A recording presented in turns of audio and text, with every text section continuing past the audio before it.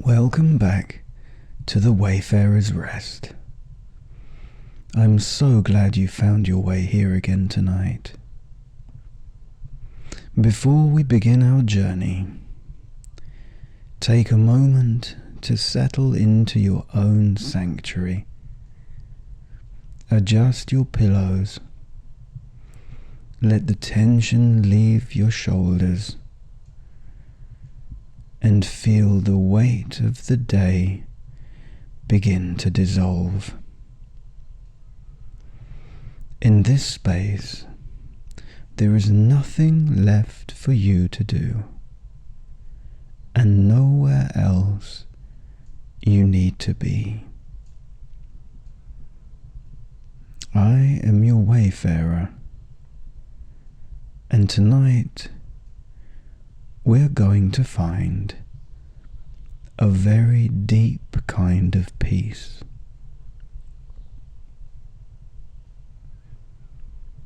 The air is different up here.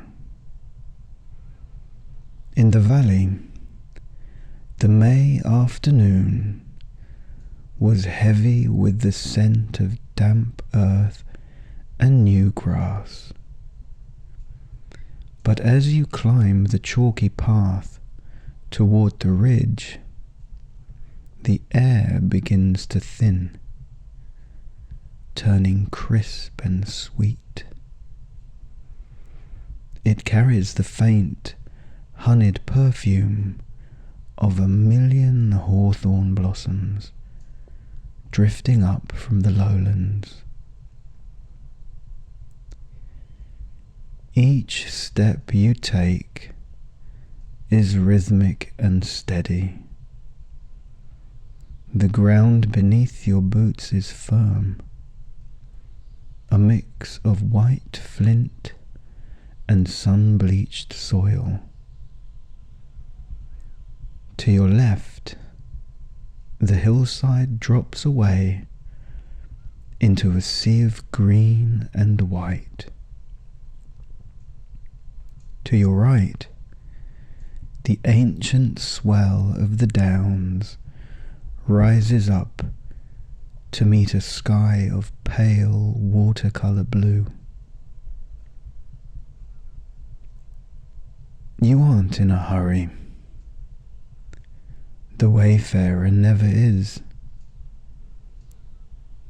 You stop for a moment to watch a kestrel hovering on the thermal currents, perfectly still against the blue, and you realize your own breath has slowed to match the rhythm of the wind.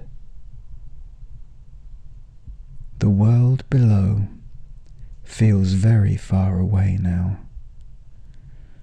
The noise, the hurry, the endless doing of the day.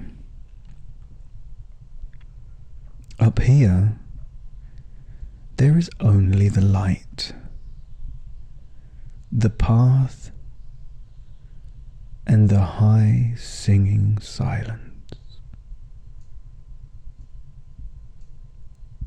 As you reach the shoulder of the hill, the Bothy appears. It is a small, stout building, so weathered and grey that it looks as though it grew directly out of the chalk. Its walls are made of knapped flint, thousands of small, dark stones set into thick mortar, their glassy faces catching the gold of the late afternoon sun. The roof is made of heavy stone tiles, moss-edged and silvered by centuries of rain. This is the hedge warden's bothy. It has stood here since the days when the great forests covered the floor of the valley, a silent sentinel watching over the boundaries of the world. You reach out and touch the wall. The flint is cool, but the heavy oak of the doorframe is warm where the sun has been resting upon it. You find the iron latch, a simple, honest piece of blacksmith's craft. It's cold in your palm. With a slow, heavy click, the latch lifts and the door swings inward on thick, well-oiled hinges. You step over the low threshold, instinctively ducking your head, and as the door swings shut behind you, the world changes. The high singing of the wind is cut short, replaced by a profound velvety hush. The air inside the Bothy smells of dry wood, old stone, and the faint, clean scent of lanolin from the sheep hurdles that were once stored here. It is a thick silence, the kind of quiet that only exists inside walls that are 3 feet deep. The floor is made of wide oak planks, silver grey and worn smooth by the passage of feet long forgotten. In the centre of the room stands a simple, high-backed settle, a wooden bench designed to wrap around the sitter and shield them from draughts. Beside it, a low table holds a single candle lantern and a ceramic bowl. You move to the small leaded glass window. The glass is ancient, full of tiny bubbles and ripples that distort the view outside, turning the valley into a shifting mosaic of green and white. You watch the shadows of the clouds racing across the hawthorn sea below. But inside this stone shell,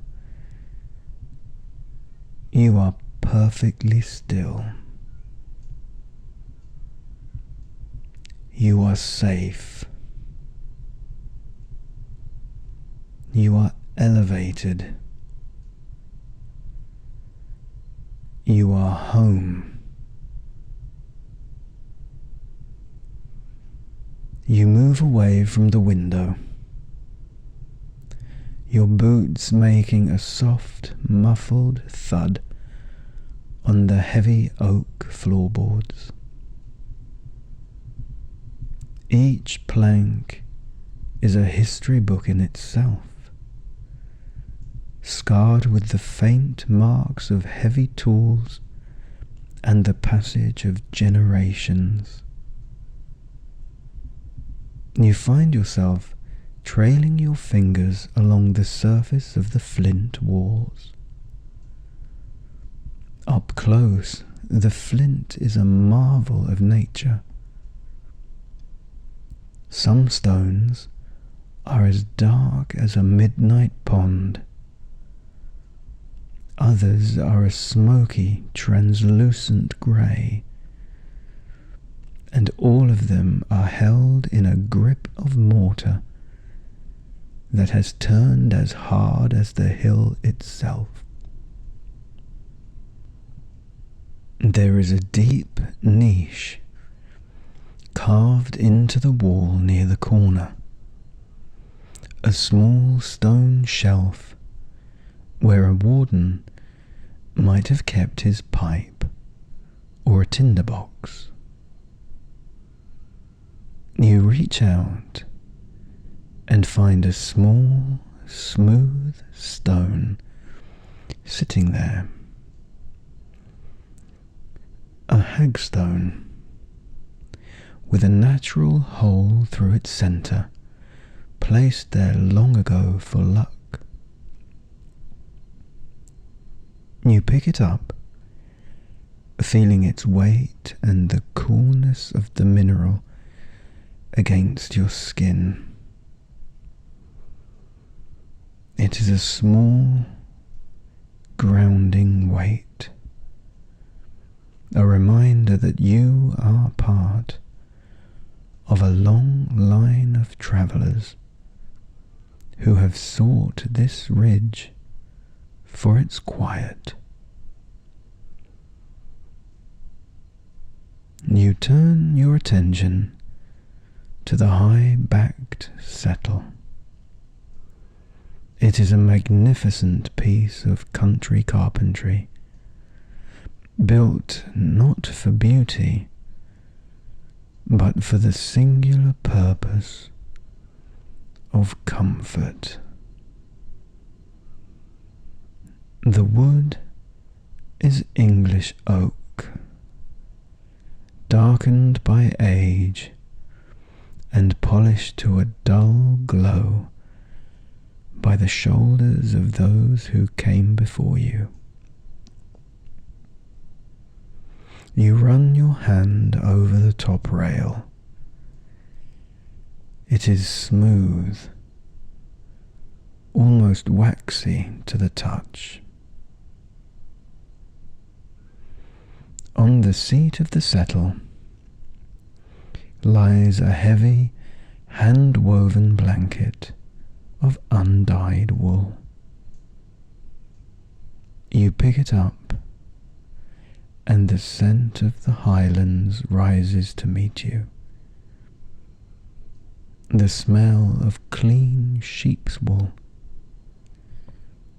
dried heather, and a hint of wood smoke from some distant valley fire. It has a satisfying, heavy drape, the kind of blanket that doesn't just cover you, but anchors you to the spot. On the low table beside the settle, there is a small, shallow wooden bowl. Inside, someone has left a handful of dried lavender and wild thyme. You lean in, and the scent is a gentle revelation, floral, herbal, and deeply medicinal. It is the scent of a May garden preserved in a stone room. You take a pinch of the dried flowers between your thumb and forefinger, crushing them slightly to release the oils. The fragrance fills the small space, a soft veil of purple scent that seems to slow your pulse even further. You return to the small window for one last look at the world you have left behind. The lead cames, the strips of metal holding the diamond-shaped panes in place, are soft and dull, oxidized by the salt air that sometimes reaches this high. You notice how the glass doesn't just show the view, it holds the light. Because the glass is hand-blown and uneven, it catches the afternoon sun and bends it, casting long, liquid gold patterns across the floorboards. These patterns move with an agonizing slowness. You watch a single patch of light as it crawls across a knot in the wood. It is a silent clock, a reminder that time here isn't measured in minutes or hours, but in the slow, inevitable journey of the sun toward the horizon. The valley below is beginning to fill with a soft blue haze, the evening breath of the trees. The white hawthorn sea is losing its bright brilliance, turning into a silver foam as the shadows of the hills stretch out like long, cooling fingers. Before the light fades entirely, you move through the small space with a quiet, deliberate purpose. There is a specific kind of peace found in the preparation for rest, a series of small movements that signal to the mind that the day is truly done. You return to the low table and pick up the ceramic bowl. It is heavy, cool to the touch, and glazed in a deep, earthy green that reminds you of the moss in the valley. You find a small water skin hanging from a peg by the door. It is seasoned and smooth, and when you uncork it, the water inside is cold, pulled from a spring at the base of the ridge.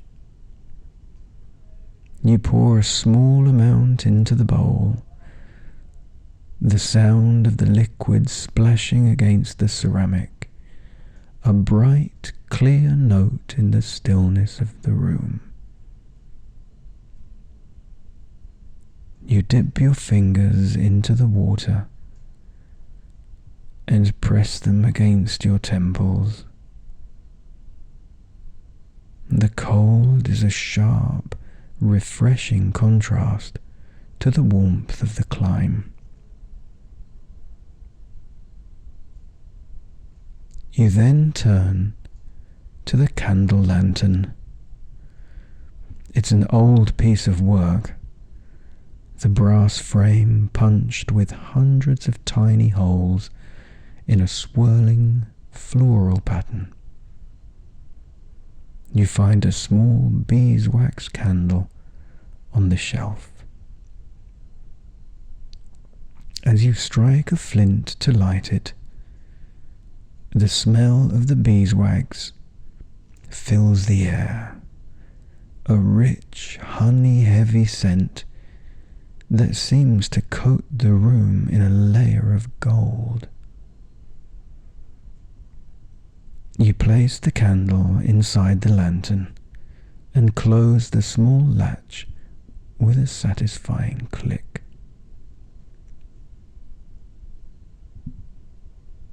Instead of a bright flame, the lantern casts a soft, flickering light across the stone walls. Hundreds of tiny golden stars are thrown against the grey flint and the dark oak beams of the ceiling. As you walk with the lantern towards the small table by the settle, it swings slightly, and the stars move in a slow, rhythmic arc, like a private constellation spinning just for you. You watch the patterns for a moment, your eyes tracking the movement of a single golden dot as it travels from the corner of a stone to the grain of a wooden beam. This is the ritual of the night. You aren't just a visitor here. You are the keeper of this small light. You set the lantern down and adjust the heavy woolen blanket once more, smoothing out the folds, creating a nest that is perfectly shaped to the contours of your body. Every movement is slow. Every breath is deeper. You are layering the comfort stitch by stitch, stone by stone, until the outside world feels like nothing more than a half-remembered dream.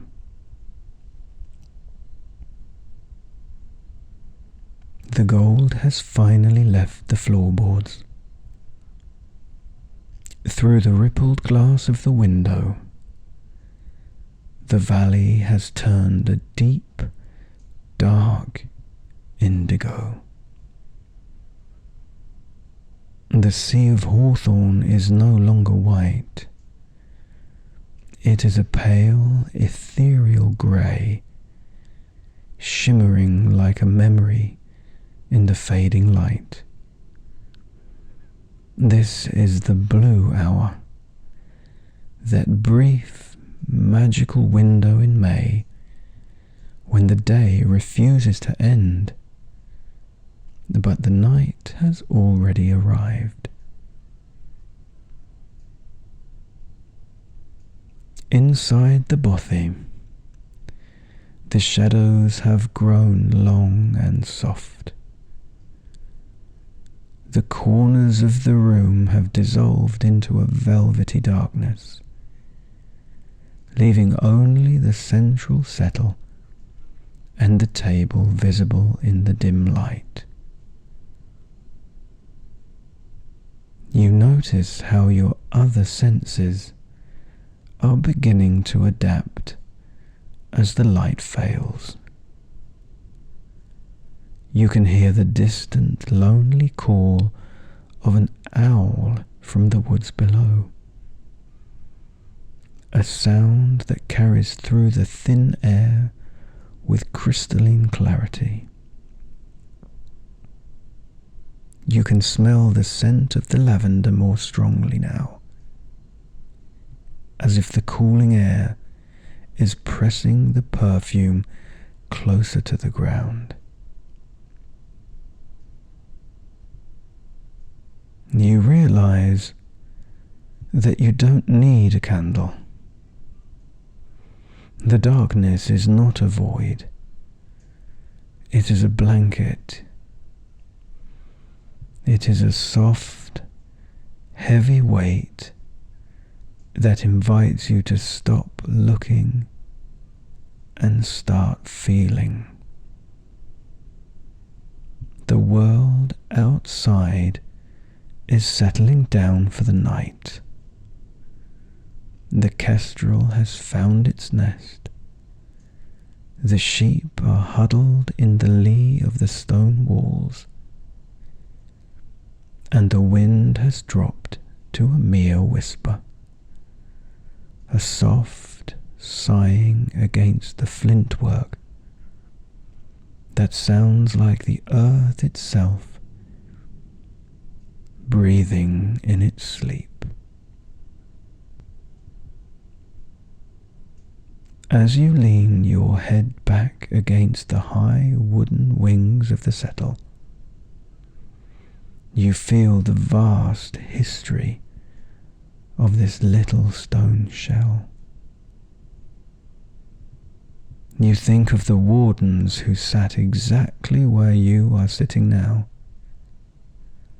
500 years ago. They watched the same May moon rising over the same ridge. They felt the same coolness of the flint and the same security of the oak. In this room, time doesn't move in a straight line. It circles back on itself. You are a part of a long, unbroken chain of rest.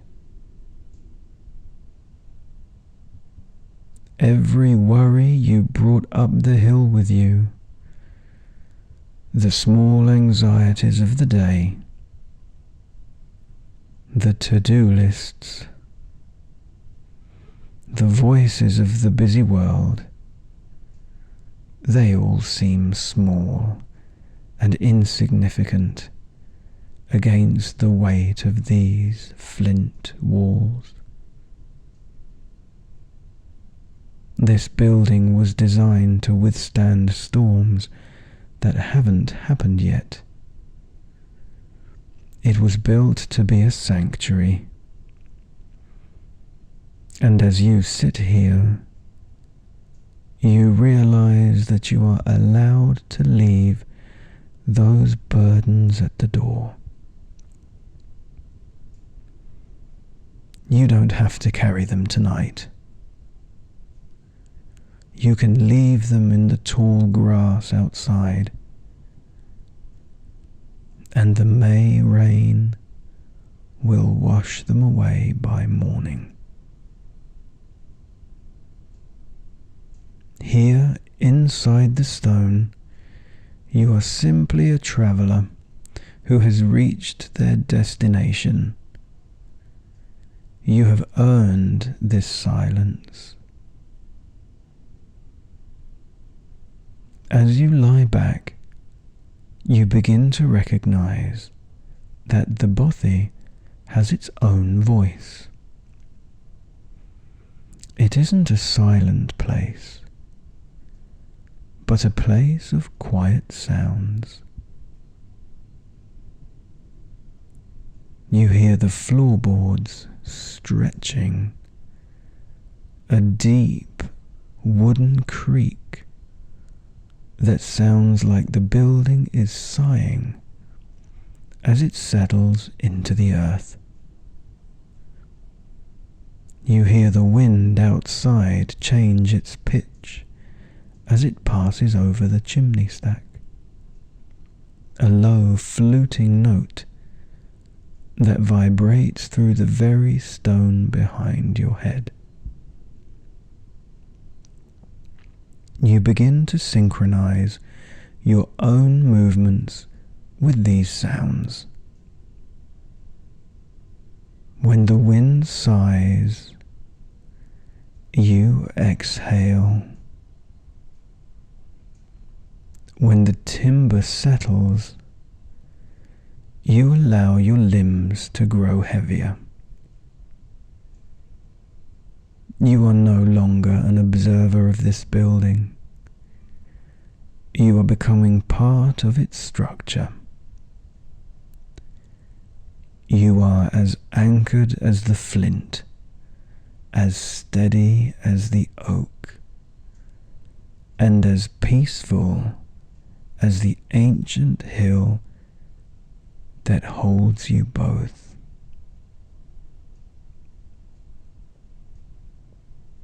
Now,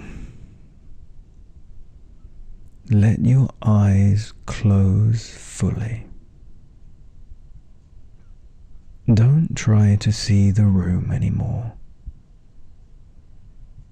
Instead, feel the contact between your body and the world around you. Feel the heavy woolen wrap of the blanket against your skin. Feel the solid support of the oak settle beneath you. Notice the rhythm of your own breathing, how it has become as slow and steady as the cooling stone of the Bothy. With every breath out, feel yourself sinking just a little bit deeper into the wood and the wool. Your shoulders are heavy. Your hands are still. Even your thoughts have become like the shadows in the corners, soft, blurred, and drifting away into the dark. The ridge is silent. The valley is asleep. And you are safe. There is nothing left to do. The journey for today is over. The Wayfarer is at rest.